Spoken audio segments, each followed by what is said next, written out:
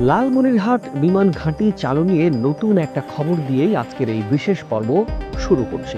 প্রিয় দর্শক, এই অঞ্চল থেকে নির্বাচিত দুর্যোগ ব্যবস্থাপনা ओके। अस्सलाम वालेकुम जी, welcome back to my channel. Hope आप सब बिल्कुल ठीक-ठाक होंगे। मेरा नाम स्पेन है, आप देख रहे स्पेन एक्सेस बंगला। यहाँ पे जी बात करते हैं लालमनिरहाट बेस की। वो बेस जो 1972 से बंद पड़ी हुई है और जिसको भारत ने कभी ओपन नहीं होने दिया और भारत को इस एयरबेस को लेके बहुत ज़्यादा इनसिक्योरिटी है और भारत किसी तौर नहीं चाहता कि इसको ओपन किया जाए। लेकिन अब यहाँ पे एक सवाल उठ रहा है कि लालमनिरहाट बेस को वापस ओपनिंग उसकी कब होगी, उसको वापस वर्किंग में कब लाया जाएगा। क्या तारिक रहमान लालमनिरहाट बेस को ओपन करने में सक्सेसफुल हो जाएंगे। बहुत अहम किस्म की रिपोर्ट आज मैं आप लोगों के साथ शेयर करूंगी।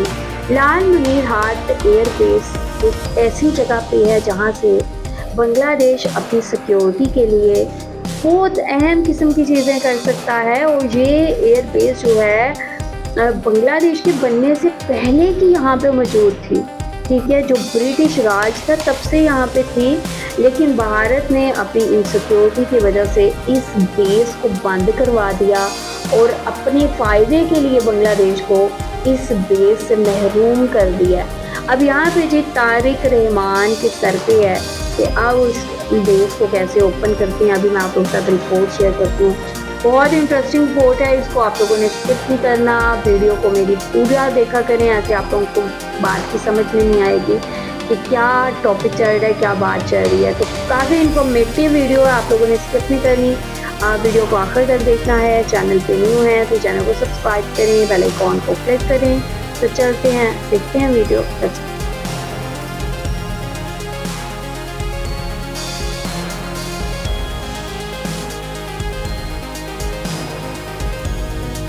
লালমনিরহাট বিমান ঘাঁটি চালু নিয়ে নতুন একটা খবর দিয়েই আজকের এই বিশেষ পর্ব শুরু করছি। প্রিয় দর্শক, এই অঞ্চল থেকে নির্বাচিত দুর্যোগ ব্যবস্থাপনা ও ত্রাণমন্ত্রী আসাদুল হাবিব দুলু আনুষ্ঠানিকভাবে একটি চিঠি দিয়েছেন বেসামরিক বিমান পরিবহন ও পর্যটন মন্ত্রীর কাছে এই বিমান ঘাঁটিটি দ্রুত চালুর উদ্যোগ জোরদার করার জন্য। শেখ হাসিনার পতনের পর অন্তর্বর্তী সরকার এমন কিছু সাহসী উদ্যোগ হাতে নিয়েছিল, অনেকে ভেবেছিল নতুন সরকার ক্ষমতায় আসার পর সেগুলো হয়তো থেমে যাবে চাপের মুখে কিংবা পুরনো সমীকরণে। ডক্টর ইউনূস ক্ষমতা ছাড়ার আগেই এমন কিছু কাজ বা সিদ্ধান্ত করে রেখে গেছেন যার প্রতিধ্বনি এখনো কাঁপিয়ে দিচ্ছে দিল্লির ক্ষমতার করিডোরে, অস্বস্তিতে ফেলেছে নরেন্দ্র মোদী সরকারের অন্দরমহলকে। অর্থাৎ গল্পের এখানেই শেষ নয়, বরং শুরু হচ্ছে এক নতুন রাজনৈতিক, কৌশলগত ও আঞ্চলিক শক্তির খেলা। লালমনিরহাট বিমান ঘাঁটি চালু করতে অন্তর্বর্তী সরকারের বেশ কিছু উদ্যোগ ছিল চোখে পড়ার মতো, দৃশ্যমান হতে শুরু করেছিল বেশ কিছু অবকাঠামো। প্রিয় দর্শক, এই বিমান ঘাঁটি চালু করতে সরকারের দুর্যোগ ব্যবস্থাপনা ও ত্রাণমন্ত্রীর চিঠি নিয়ে নতুন করে আলোচনা শুরু হয়েছে। আজকের এই পর্বে জানাবো সেই সবের আদ্যপান্ত। আশা করি পুরো আয়োজনে আমার সাথেই থাকবেন, আর আপনাদের সাথে আছি বরাবরের মতো আমি শাহাদাত হোসেন।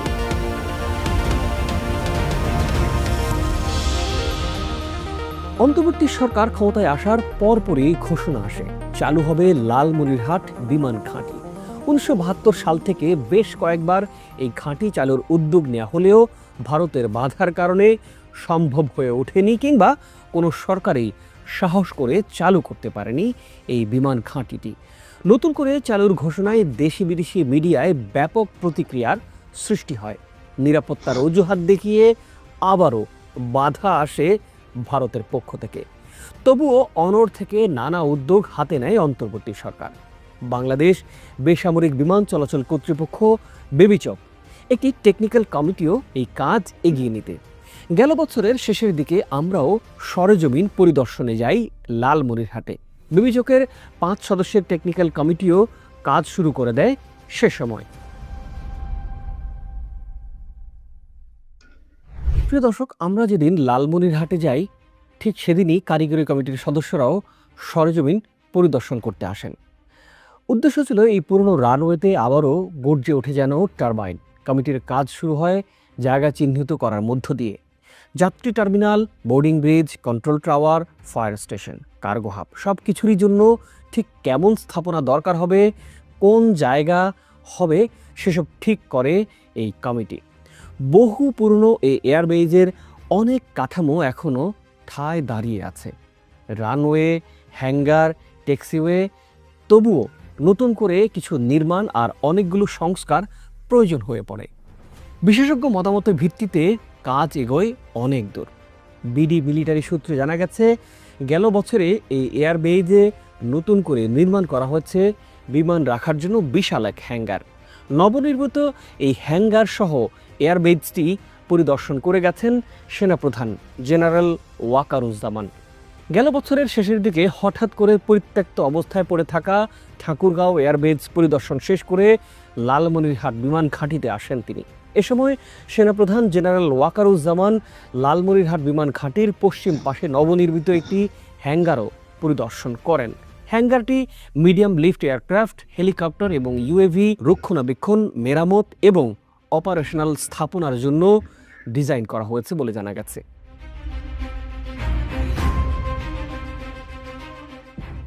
এই বিমান ঘাঁটির উন্নয়ন সংস্কার শুরু হতে হতেই ডক্টর ইউনূস সরকারকে থামতে হয়, সাথে সাথে কাজও থেমে যায়। নতুন সরকার এখন ক্ষমতায়। ডক্টর ইউনূসের অসমাপ্ত এই উদ্যোগ কি এগিয়ে নেবেন নতুন প্রধানমন্ত্রী তারেক রহমান, নাকি হাসিনা সরকারের মতোই ভারতের গোলামির জিঞ্জিরে নিজেদের বেঁধে নেবে প্রিয় মাতৃভূমি?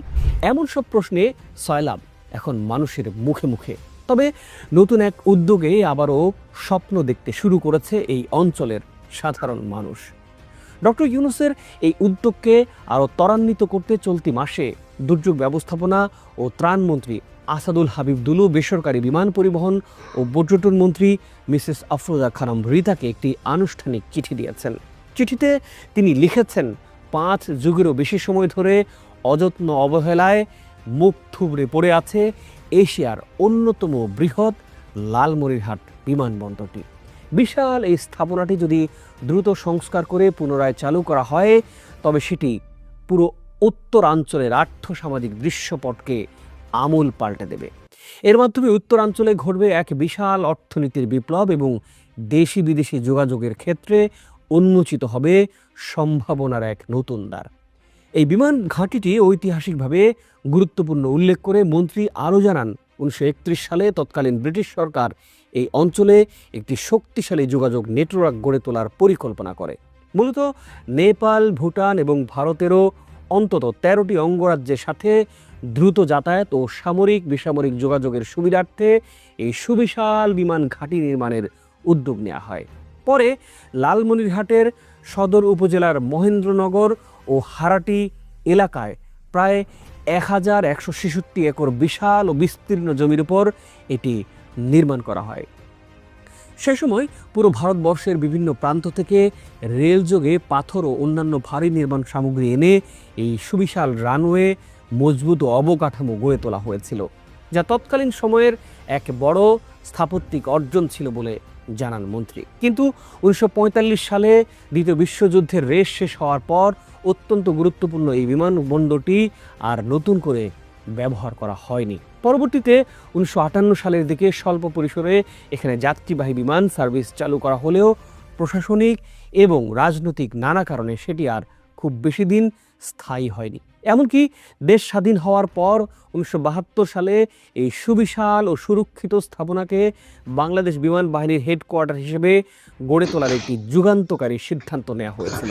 কিন্তু দুর্ভাগ্যজনকভাবে শেষ পর্যন্ত সেই সুদূর প্রসারী সিদ্ধান্ত আলোর মুখ দেখেনি ভারতের বাধার কারণে।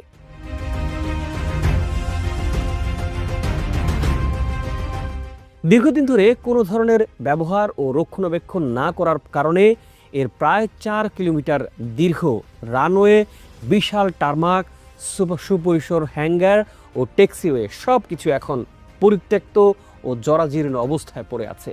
চিঠিতে আসাদুল হাবিব দুলু অত্যন্ত দৃঢ় আশাবাদ ব্যক্ত করে বলেছেন, এই বিমানবন্দরটি চালু হলে দেশ বিদেশের শীর্ষস্থানীয় শিল্প উদ্যোক্তারা নতুনভাবে উত্তরের এই সম্ভাবনার জনপদে বড় বড় বিনিয়োগ করতে আগ্রহী হবেন। এই অঞ্চলে কৃষি ও শিল্প ভিত্তিক উৎপাদিত রপ্তানিবাহী পণ্য খুব সহজেই এখান থেকে কার্গো বিমানের মাধ্যমে দেশ বিদেশের বিভিন্ন গন্তব্যে পৌঁছে দেয়া সম্ভব হবে। সবচেয়ে বড় ভৌগোলিক সুবিধা কাজে লাগিয়ে এই বিমানবন্দরটি ভারতের উত্তরাঞ্চল, নেপাল এবং ভুটান সহ আশপাশের দেশগুলোকে নিয়ে একটি শক্তিশালী ও লাভজনক আঞ্চলিক হাব হিসেবে গড়ে উঠবে। যোগাযোগ ব্যবস্থার এই সম্ভাব্য উন্নয়ন উত্তরাঞ্চলের শিক্ষা, পর্যটন ও ব্যবসা বাণিজ্য খাতেও ইতিবাচক প্রভাব ফেলবে বলে মনে করছেন বিশ্লেষকরা। শেষ করার আগে খুব সংক্ষেপে আপনাদের জানাবো, এই এয়ারবেজটি ভারতের মাথা ব্যথার কারণ আসলে কেন কেন মোদী সরকারের লাল সংকেতের আওতায় এই বিমান ঘাঁটিটি। এই বিমানবন্দর চালুর খবরে ভারতের মিডিয়ায় দেখা গেছে তীব্র প্রতিক্রিয়া। এনডিটিভির এক প্রতিবেদনে জানা গেছে, ভারত এখন বেশ উদ্বিগ্ন, কারণ এই প্রকল্পে চীনের সামরিক ও বাণিজ্যিক সহযোগিতা থাকার জোর সম্ভাবনাও থাকতে পারে, আর সেটি ভারতের চিকেন নেক করিডোরের কাছে তৈরি করতে পারে কৌশলগত ঝুঁকি। এই চিকেন স্নেক করিডোরই পশ্চিম ভারতকে পূর্বাঞ্চলের সঙ্গে সংযুক্ত রাখে। যদি এখানে কোনো বিদেশি প্রভাব তৈরি হয়, সেটি ভারতের নিরাপত্তার জন্য বড় হুমকি তৈরি হতে পারে। লালমনিরহাট বিমান ঘাঁটি নিয়ে ভারতের আপত্তির মূল কারণ হচ্ছে, এই বিশাল বিমান ঘাঁটিটি ভারতের চিকেন স্নেকের একেবারে নাকের ডগায়। কোনো সংকট যদি তৈরি হয়, ভৌগোলিক কারণে ভারত আর্টিলারি দিয়ে এই বিমান ঘাঁটি ধ্বংস করতে পারবে না। এর কারণ, লালমনিরহাট সীমান্তের ওপারে তিস্তা নদীর অববাহিকায় ঘন বন জঙ্গল দিয়ে ঘেরা। এজন্য সেখানে স্থলপথে সেনা মুভমেন্ট করা অত্যন্ত কঠিন। অন্যদিকে এই ঘাঁটি ব্যবহার করে মাত্র কয়েক মিনিটের মধ্যে শিলিগুড়ি করিডোর ধ্বংস করে দেওয়া সম্ভব। এতে করে ভারতের সাথে দেশটির পূর্বাঞ্চলীয় 7টি রাজ্যের যোগাযোগ একেবারে বিচ্ছিন্ন হয়ে যাবে। এখানেই ভয় ভারতের। লালমনিরহাটের বিমান ঘাঁটি নিয়ে ভারতের সবচেয়ে বড় ভয়ের কারণ, এই বিমান ঘাঁটিতে আধুনিকায়ন এবং সংস্কার কাজ করার সম্ভাবনা বেশি চীন সরকারের। স্বাধীন বাংলাদেশের সরকারের কাছে দেশের মানুষের প্রত্যাশা, বাংলাদেশের স্বার্থেই বিএনপি সরকার লালমনিরহাট এয়ারবেজ পুনরায় চালু করবে। সরকার এই বিষয়টিকে গুরুত্ব বিবেচনায় নিয়ে দ্রুততম সময়ের মধ্যে এই ঐতিহাসিক বিমানবন্দরটি সংস্কার কাজ শুরু করবে বলে আশা উত্তরের কোটি মানুষের। ভারত, চীন, নেপাল, ভুটান সহ বিশ্বময় গুরুত্বপূর্ণ হয়ে উঠুক প্রিয় মাতৃভূমি, বাংলাদেশকে সমীহ করুক বিশ্বের পরাশক্তিরা। প্রিয় দর্শক, নতুন সরকার ক্ষমতায় আসার পর এই ছিল আমাদের কাছে সবশেষ আপডেট। তবে আমরা চোখ রাখছি, নিশ্চয়ই ভেতরের খবরগুলো আপনাদের সামনে তুলে আনার চেষ্টা করব। আন্তরিক অনুরোধ, প্রতিবেদনটি লাইক ও শেয়ার করে দিয়ে মানুষকে দেখার সুযোগ করে দিন।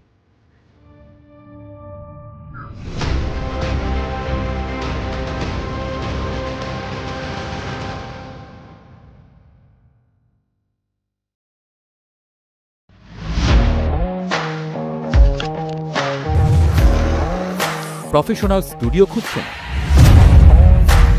ঢাকার প্রাইম লোকেশন নয়াপল্টনে দেশ সমাচার স্টুডিও আপনার কন্টেন্ট প্রোডাকশনের নির্ভরযোগ্য ঠিকানা। এখানে পাবেন 4K ক্যামেরায় মাল্টি অ্যাঙ্গেল রেকর্ডিং, আছে গ্রিন ও ব্ল্যাক স্ক্রিন সেটআপ, উন্নত মানের মাইক্রোফোন ও sound proof voice over booth. আপনার পছন্দ মতো স্টুডিও ডিজাইন করার সুযোগও থাকছে। Hazrat Shahjalal news content, talk show, interview বা পডকাস্ট, যা কিছুই করেন এখানে পাবেন প্রফেশনাল সেটআপ আর ফুল এডিটিং সাপোর্ট। আপনার চাহিদা অনুযায়ী বুক করতে পারেন আজই। কল কিংবা হোয়াটসঅ্যাপ করুন এই নাম্বারে 017202210657। ভিজিট করুন আমাদের ওয়েবসাইট ও ফেসবুক পেজ।